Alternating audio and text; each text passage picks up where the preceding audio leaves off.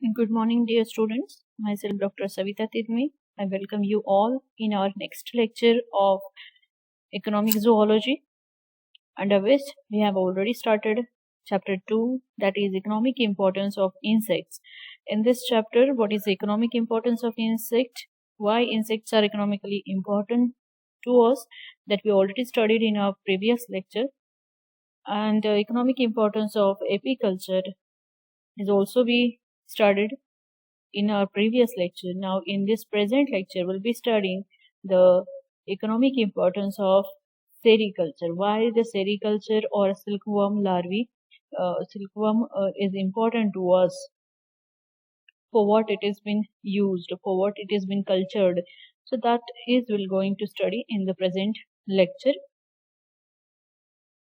Let's move ahead. Yes.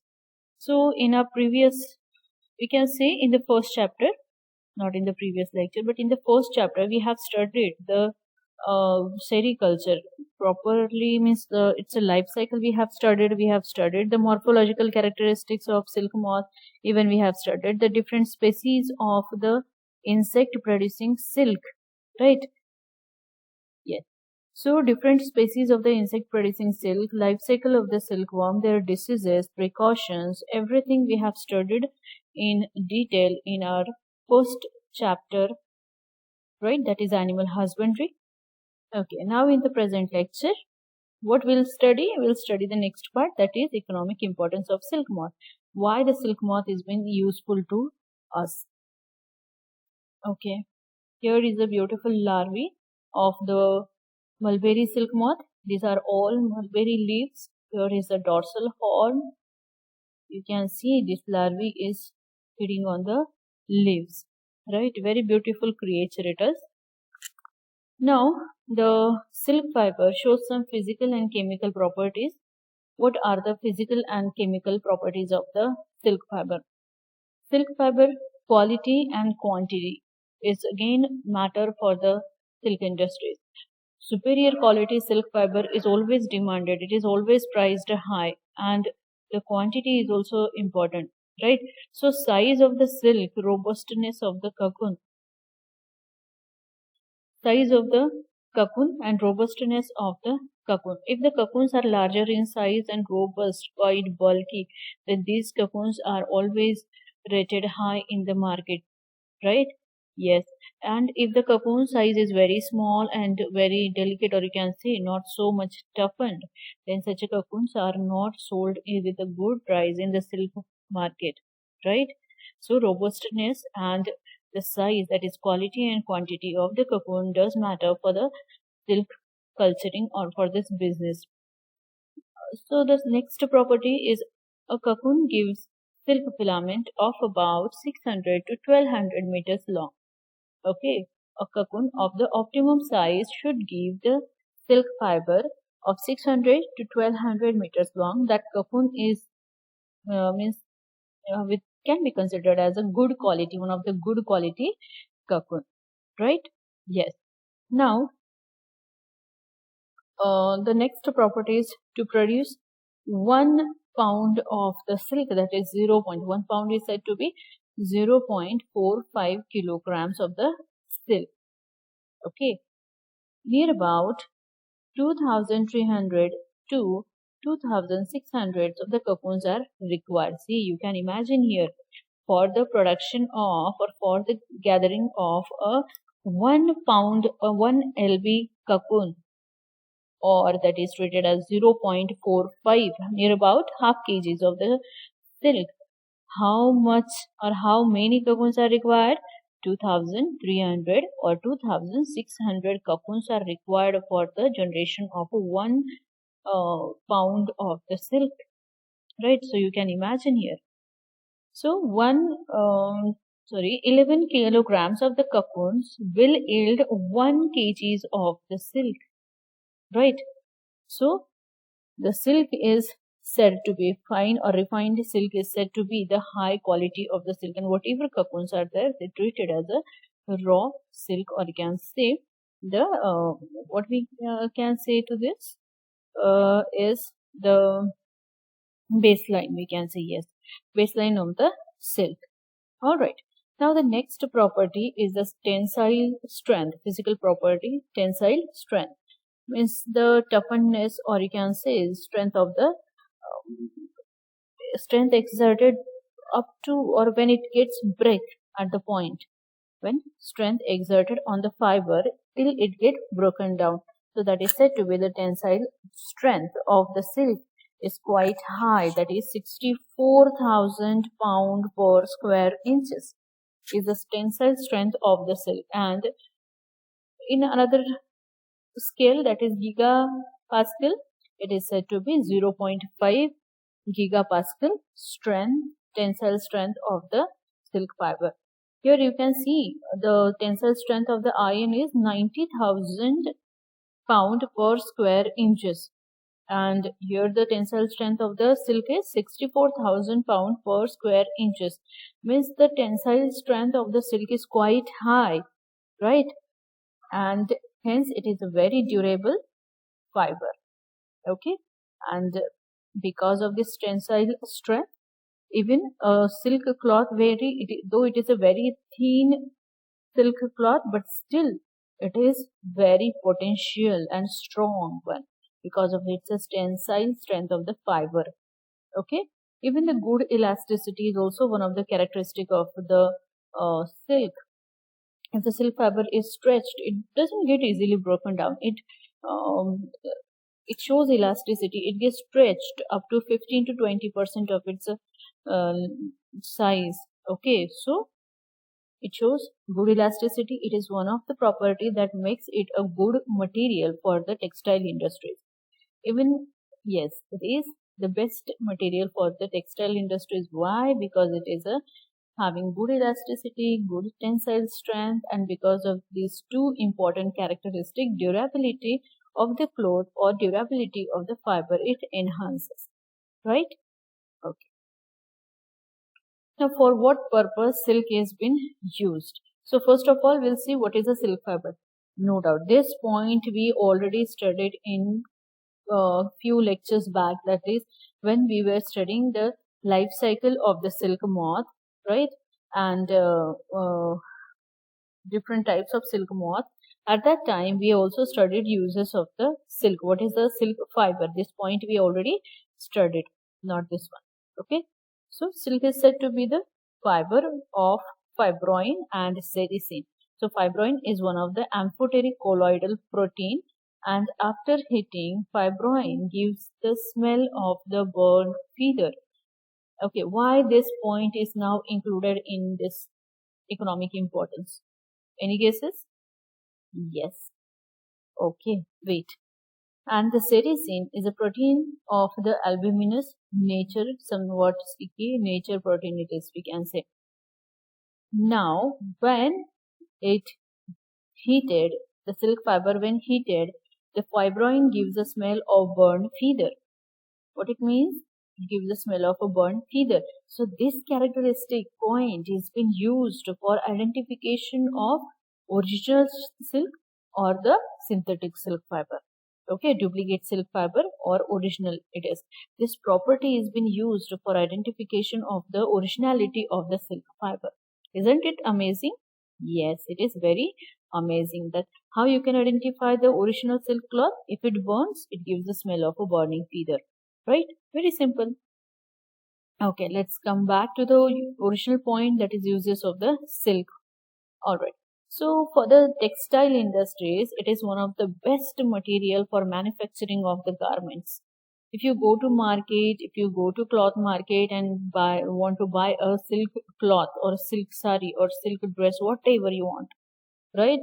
So that will cost more than any material, right? So about 2,000, 3,000, 5,000 or 50,000 or 1 lakh near about, depend what quality you want to buy. So the textile industries, silk is one of the richest fiber, considered as one of the richest fiber. And when you wear the silk cloth, you will feel something different than the normal time, right? This kind of the feelings is given, this kind of a feeling is come to the person who wear the silk cloth. Why? Because of the texture of the silk, because of the quality of the silk. because of the fiber feel of the silk. Okay. Now, the use of silk textile. Okay, uses of the silk textile is now become a status symbol. Why? Why it is acting as a status symbol? That we just studied. It gives a richest feel, the luster or the quality of the silk is very, very rich. When the person wears such a cloth, you feel better. Okay, internally you feel very happy because of the lustrous quality of the silk cloth. And again, that depends on the quality, which quality of the silk cloth you are buying, right? Depending upon that. So, in an average, we can say it becomes a status symbol, wearing of the silk cloth.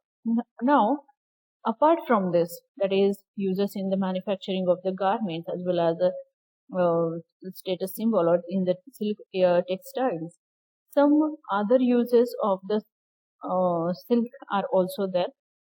That is, it is been used in manufacturing of the bags. Some handbags are there which are been decorated by using silk fiber, and such handbags which are manufactured by using the silk fibers are rated very high, priced very high in the market. Okay, so this is again one of the use of a silk fiber. What? Manufacturing of the bags, handbags. Okay. Then it is also used in manufacturing of the telephonic cable insulation. Alright. And for dyeing and screen printing, this silk fiber is also used. Okay. But for the dyeing and printing or for all this superior quality of the silk fiber is used or not, that is again a question. But according to me, the superior quality of the silk fiber is always used here. Okay, and whatever the raw silk, or you can say the spun silk is there. Now, what do you mean by spun silk? Spun silk is nothing but a short, or you can say fragmented silk. Okay, so that can be used here for the manufacturing of the bags, telephonic cable insulation, even for dyeing and screen printing, etc. Okay, let's move ahead. Now let's see the silk production in India. So we can say Asian countries are quite engaged in production of the silk, and India is also one of them. It is engaged in the silk production. Let's see what is the status or what is the rank of India in the silk production amongst the Asian countries. Okay, now India is on the 5th rank of silk production in the Asian countries or amongst the silk producing countries of Asia, right? So India produces near about 5% of the mulberry silk. What is the percentage? 5% of the mulberry silk and 10% of the tussar silk. Total silk produced in the world. So amongst the world, whatever percentage of the silk produced in the world, throughout the world, we can say, India contribute about 5% of the mulberry silk production and 10% of the tussar silk production in the world. Okay. Now this percentage need to improve so as to improve or so as to gain the much more benefit, or you can say much more earning. We need to improve this percentage of production of silk because it is one of the very good fiber that gives a huge money. In 1978 and 79, what was the amount of silk produced by India? See, in 1978 and 79, 5,200 tons of the raw silk was produced by India, which was counted near about 120 crores per annum. 5,200 tons of raw silk was produced, and that was counted for about 1,120 crores per annum, right? Out of that 5,200 tons of raw silk, what was the percentage of mulberry silk and what was the non-mulberry silk? See, 4,600 tons of the mulberry silk was produced and 600 tons of a non-mulberry silk was there. That may be tussar or maybe another type of silk is contributed to this. Okay, but maximum percentage of the mulberry silk is there, and mulberry silk, it gives a high quality of the silk fiber as compared to other. Okay, so it is demanded in the market. All right. So many states are engaged in India in silk production, but out of them, Karnataka alone contributes 78% of the total silk production amongst the Indian states. Okay, many states like Meghalaya is also there, Shillong, Himachal is also there, then Uttar Pradesh is there, Maharashtra is there, Gujarat is there, right? Like that, number of states of India are also engaged in silk production, but out of them, the Karnataka is leading ahead. Karnataka is leading of all, and the Karnataka alone contributes about 78% of the total silk produced, right, in India. So you can imagine how is the scope for development of this sericulture industry in other states also, like in Maharashtra also. What is the scope in Maharashtra for silk rearing industries, right? Yes. Now let's move ahead and see what are the regulating bodies, or you can say how many silk boards are there. First of all, let's see what is the silk board. What is the role of silk board? Now, Central Silk Board are nothing but the research and development institutes where the research project on the silk moth, silk larvae is continuously going on. For what purpose? To improve the quality of the silk, right? To improve the production of the silk. Okay, that means to improve the quality of the cocoon, to improve the quantity of the cocoon, even to get the good quality of the fiber, right?